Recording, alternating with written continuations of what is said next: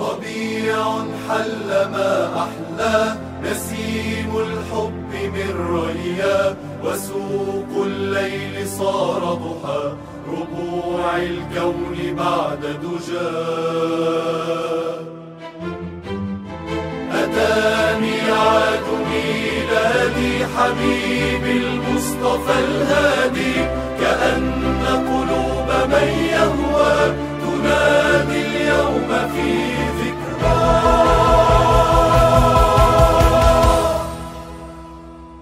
سلاما يا رسول الله، سلاما يا حبيب الله، سلاما يا رسول الله، سلاما يا حبيب الله، سلاما يا رسول الله، سلاما يا حبيب الله. إذا ضاقت بما رحبت وشمس محبكم غربت، بذكرك يا حبيب الله تسهل كلما صعبت. إذا ضاقت بما رحبت وشمس محبكم غربت، بذكرك يا حبيب الله تسهل كلما صعبت. رسول الله يا حبي زيارتكم منى قلبي. رسول الله يا حبي زيارتكم منى قلبي. فمن شوق إلى وصل ومن بعد إلى قرب، حبيبي يا رسول الله حبيبي. سلاما يا رسول الله، سلاما يا حبيب الله، سلاما يا رسول الله، رسول الله، سلاما يا حبيب الله. إذا ضاقت بلا أفقي بهديك الحمد لله رب العالمين، وصلى الله وسلم على سيدنا محمد أشرف المرسلين وحبيب رب العالمين، وعلى آله وأصحابه الطيبين الطاهرين، ومن تبعهم بإحسان إلى يوم الدين. اللهم لا سهل إلا ما جعلته سهلا، وأنت يا حي يا قيوم تجعل الحزن إن شئت سهلا. أما بعد، إخواني وأخواتي، أتوجه بقول مبارك للعروسين، وأسأل الله تعالى أن يجمع بينهما على خير، أن يجمع بينهما في الدنيا والآخرة. Bismillahirrahmanirrahim. Setelah beliau mengucapkan hamdalah serta salawat dan salam atas Rasulullah, beliau mendoakan kepada saya dan juga istri dengan keberkahan. Semoga Allah mengumpulkan kita berdua di dalam kebaikan. Semoga Allah Subhanahu wa ta'ala juga mengumpulkan kita di dalam surganya Allah Subhanahu wa ta'ala. Amin. وفي هذه المناسبة يسرني أن أقدم للكل وصية. Di dalam kesempatan ini beliau ingin menyampaikan kepada kita tentang satu wasiat. هذه الوصية هي وصية التمسك بعلم الدين.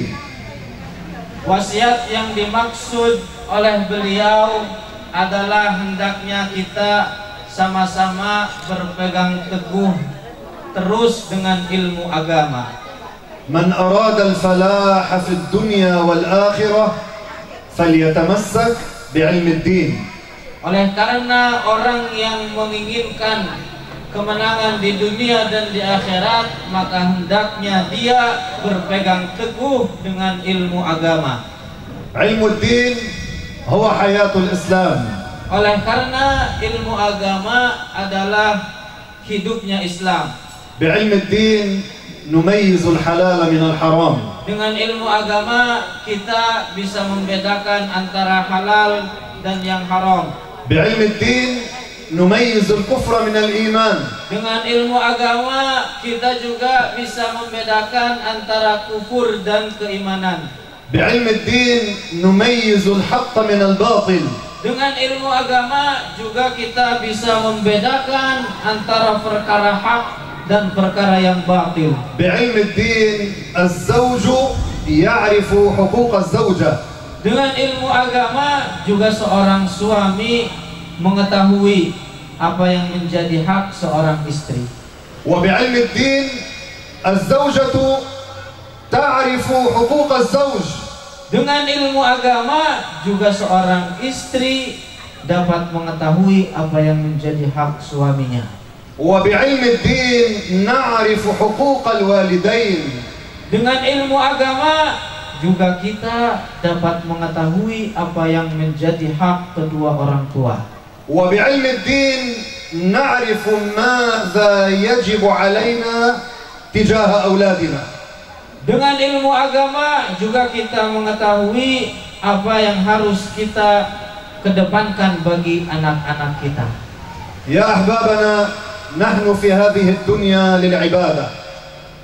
Hadirin semuanya, ketahuilah bahwa kita hidup di dunia ini adalah diperintahkan untuk beribadah. لسنا في الدنيا للعب. Kita diciptakan di dunia ini bukan tujuannya hanya sekedar bermain-main semata. لسنا في الدنيا للهو. Bukan hanya sekedar bertujuan bercanda gurau semata. إنما نحن في هذه الدنيا للعبادة. Akan tetapi kita diciptakan ke dunia ini tujuannya adalah diperintahkan untuk beribadah. يقول الله تعالى وما خلقت الجن والإنس إلا ليعبدون. Di dalam Al-Quran Allah Subhanahu wa Ta'ala berfirman, dan tidaklah, atau yang maknanya dan tidaklah aku ciptakan jin dan manusia kecuali untuk diperintahkan kepada mereka semua beribadah kepada Allah. وأفضل الأعمال وأول الواجبات وأعلى الواجبات الإيمان بالله وبرسوله محمد صلى الله عليه وسلم. Dan perkara yang paling mulia, amal yang paling utama adalah beriman kepada Allah dan Rasulullah Muhammad sallallahu alaihi wasallam. ما معنى الإيمان بالله؟ Sekarang pertanyaannya, apa itu beriman, atau bagaimana cara beriman kepada Allah? الاعتقاد في القلب. Jawabannya adalah dengan meyakini secara pasti di dalam hati kita بأن الله تعالى موجود. bahwasanya Allah Subhanahu wa Ta'ala itu maha ada. وهذا العالم دليل على وجود الله. Dalil tentang keberadaan Allah atau bukti tentang keberadaan Allah adalah tentang adanya alam ini. كل واحد منا هو دليل على وجود الله. Setiap masing-masing dari kita adalah merupakan tanda tentang keberadaan Allah Ta'ala. الإسلام أمرنا أن نتفكر بمخلوقات الله. Agama kita, agama Islam memerintahkan kita untuk terus bertafakur tentang makhluk-makhluknya Allah Ta'ala, ونهانا عن التفكر بذات الله dan melarang kita untuk berpikir tentang zat Allah Ta'ala. كل واحد منا لينظر إلى نفسه. Mari kita masing-masing melihat setiap apa yang ada di dalam diri kita. كل واحد منا ليتأمل أسنانه. Coba perhatikan masing-masing giginya. انظروا إلى الأسنان الأمامية، Lihat gigi depan. لها شكل السكين، شكل القطع، Memiliki bentuk yang mirip seperti pisau, تساعد على قطع الطعام. yang bisa menolong kita di dalam mengunyah atau memotong makanan. أما الأسنان الخلفية تساعد على طحن الطعام. Adapun gigi geraham atau gigi yang belakang itu dapat menolong kita, membantu kita di dalam mengunyah makanan. تخيلوا لو كان هذا بالعكس. Nah, sekarang bayangkan kalau seandainya gigi ini kebalik, yang tadinya di depan ke belakang, ke belakang. الأسنان الخلفية هي التي في الأمام. Bayangkan kalau seandainya gigi yang di depan pindah ke belakang. والأسنان الأمامية هي التي في الخلف. Kalau gigi yang di belakang pindah ke depan. كيف كنا نأكل؟ Nah, kalau begitu pertanyaannya bagaimana kita makan? ayam goreng مثلا. Jadi Haji Makli, bagaimana makannya? كيف كنا نقطع الطعام؟ Bagaimana kita memotong atau mengunyah makanan tersebut? هذا يدل على عظيم قدرة الله. Ini semua menunjukkan tentang kekuasaan dan keagungan Allah Subhanahu wa Ta'ala. ثم تأملوا في هذا الريق الذي ينزل في الفم ليساعد على طحن الطعام. Kemudian perhatikan juga air liur, apa namanya? Air liur yang mengalir di dalam mulut kita, yang membantu di dalam memotong, mengunyah makanan. فهم؟ Paham? إن شاء الله. هذا لو كان غير موجود لا ينزل الريق في الفم كيف كنا نأكل؟ Kalau seandainya kita tidak keluar atau tidak memiliki ludah, bagaimana kita makan? وتخيلوا لو كان ينزل بكثرة. Bayangkan juga kalau seandainya air liur tersebut terus mengocor. ما كنا استطعنا أن نأكل. Begitu juga kita tentunya nggak akan bisa makan. يعني فقط في فم الواحد منا لو تأمل ليرى الكثير مما يدل على عظيم قدرة الله. Jadi kalau seandainya masing-masing dari kita berpikir, kalau seandainya masing-masing dari kita bertafakkur, maka di dalam في الفم فقط. maka di dalam mulut kita saja itu banyak sekali kita melihat tentang tanda-tanda keagungan Allah Subhanahu wa Ta'ala. تأملوا في البصر. Sekarang tadi dah dari mulut, sekarang perhatikan tentang pandangan kita. الواحد منا كيف يرى. Masing-masing dari kita bagaimana bisa melihat. كل هذا يدل على عظيم قدرة الله. Ini semua menandakan, menunjukkan tentang keagungan Allah Subhanahu wa Ta'ala. الإسلام أمرنا أن نتفكر بمخلوقات الله. Agama Islam memerintahkan kita untuk bertafakkur di dalam makhluk Allah Ta'ala, ونهانا عن التفكر بذات الله. dan melarang kita untuk bertafakkur, berpikir tentang zat Allah. الله تعالى لا يتصور في العقول. Kenapa? Oleh karena Allah Subhanahu wa Ta'ala itu tidak bisa dibayangkan oleh akal benak pikiran kita. الله تعالى موجود بلا كيف ولا مكان. Oleh karena Allah Subhanahu wa Ta'ala ada tanpa disifati dengan sifat-sifat makhluk, dan juga ada tanpa tempat. لا يحتاج للمكان Allah Subhanahu wa taala tidak membutuhkan kepada tempat. لا يحتاج للعرش Allah juga tidak membutuhkan kepada arsy. ولا يحتاج للكرسي Begitu juga Allah tidak membutuhkan kepada kursi. ولا يحتاج للسماوات Begitu juga Allah tidak membutuhkan kepada seluruh langit. ولا يحتاج إلى أي شيء من خلقه. Allah Subhanahu wa taala tidak membutuhkan kepada sesuatu apapun dari makhluknya. ما هو المكان في لغة العرب؟ Sekarang pertanyaan, apa itu definisi tempat atau al-makan? Kalau bahasa Arabnya al-makan, kalau diartikan bahasa Indonesia jadi tempat. Apa itu definisi al-makan atau tempat? المكان هو الفراغ الذي يملأه الجسم.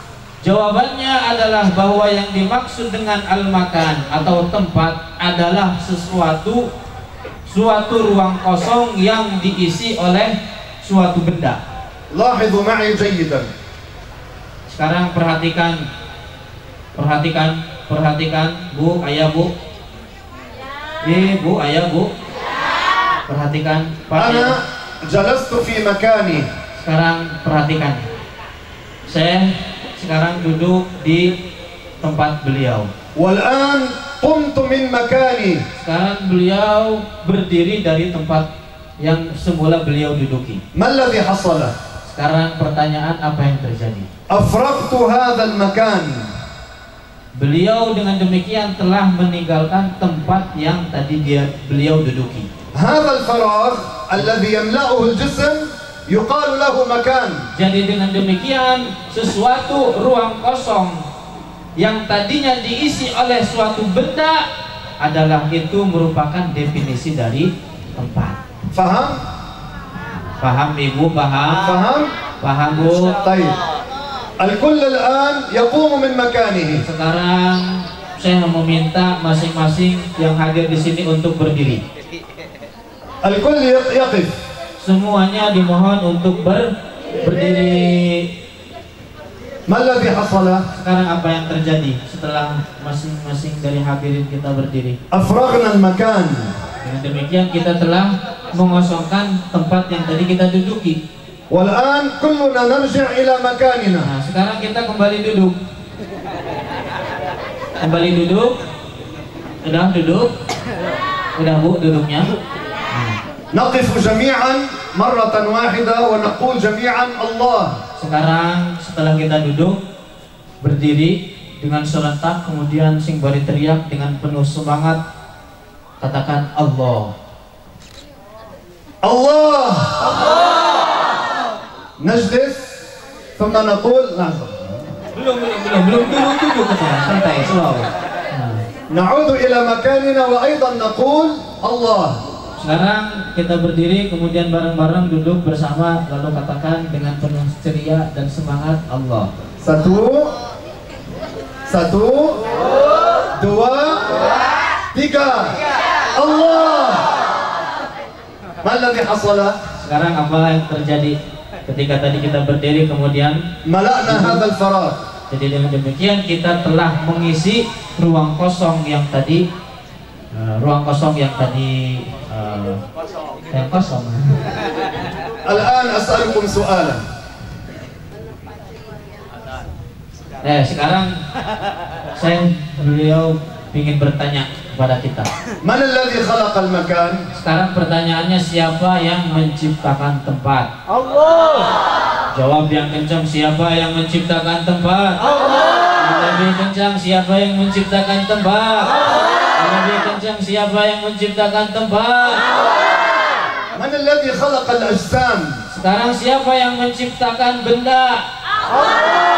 الجسم الكثيف كالبشر من الذي خلقه؟ Benda yang dapat diraba oleh tangan seperti manusia, siapa yang menciptakannya? الجسم اللطيف كالنور والهواء من الذي خلقه؟ Sekarang benda yang tidak dapat diraba oleh tangan seperti cahaya dan kegelapan, siapa yang menciptakan keduanya? الله تعالى ليس جسما.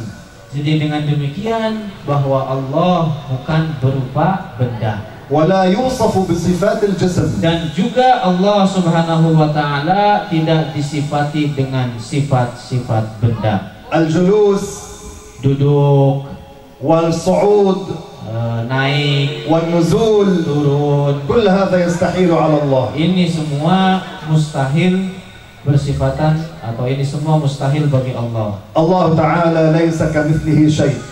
Oleh karena Allah Subhanahu wa taala tidak menyerupai dengan sesuatu apapun dari makhluknya. هذه عقيدة أهل السنة والجماعة. Inilah akidah Ahlus Sunnah wal Jamaah. اثبتوا عليها. Jadi pegang teguh akidah ini. وادعوا للعروسين أن الله تعالى يرزقهما ذرية صالحة. Kemudian doakan bagi saya dan juga istri. وعلى هذه النية الفاتحة.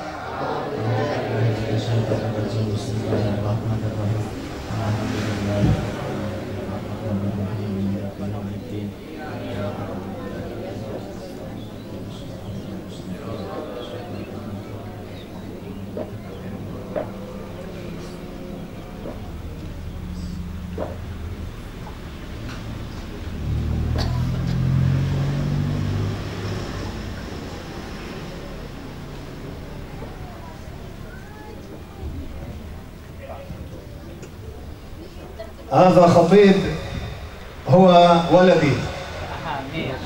Beliau saya alhamdulillah dianggap sebagai pelaksana seperti putra beliau.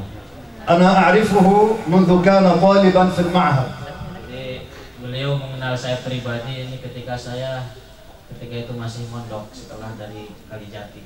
فلذلك جئت لأبارك له. Jadi tujuan beliau datang adalah untuk mendoakan saya pribadi juga dengan istri terutama. وحملت معي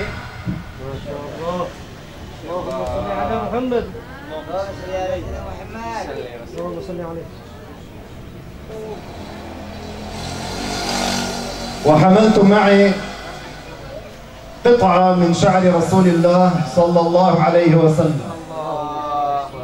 Juga beliau membawa satu potong rambut mulia Rasulullah sallallahu alaihi wasallam. وجئت بها لأبركه وليبرك العروس بها. Tujuannya beliau datang untuk memerintahkan atau memberikan kesempatan kepada kita bertabarruk dengan rambut mulia Rasulullah tersebut. Bismillah. سلاما يا رسول الله سلاما يا حبيب الله سلاما يا صلوا على رسول الله. سلاما يا حبيب الله إذا نشر الظلام دجاه وصاح محبكم غوثا فجد يا سيدي مددا أمانا يا ابن عبد الله. إذا نشر الظلام دجاه وصاح محبكم غوثا فجد يا سيدي مددا أمانا يا ابن عبد الله. ينادي واله المولى